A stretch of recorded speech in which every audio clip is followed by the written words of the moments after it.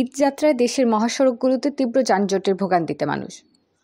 পবিত্র ঈদুল আজহা উদযাপনের জন্য রাজধানী ঢাকা এবং অন্যান্য প্রধান শহর থেকে নিজ নিজ গ্রামের উদ্দেশ্যে যাত্রা শুরু করেছেন দেশের শহরবাসীর বিশাল একটি অংশ।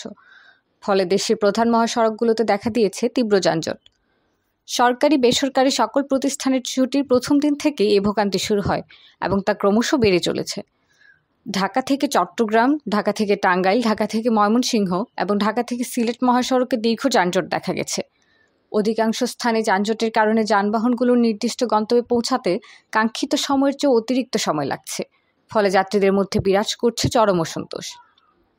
যানজটের প্রধান কারণ হিসেবে সড়কের সংস্কার কাজ, অতিরিক্ত যানবাহনের চাপ এবং বিভিন্ন স্থানে টোল প্লাজার ধীরগতি দায়ী বলে উল্লেখ করা হচ্ছে। এছাড়াও বৃষ্টি এবং সড়ক দুর্ঘটনার কারণে কিছু স্থানে যান চলাচল বন্ধ হয়ে গিয়েছে, যা পরিস্থিতিকে করেছে আরও জটিল। পরিবহন চালক এবং যাত্রীদের অভিযোগ, যানজট নিরসনে ট্রাফিক পুলিশের কার্যকর ব্যবস্থা নেই।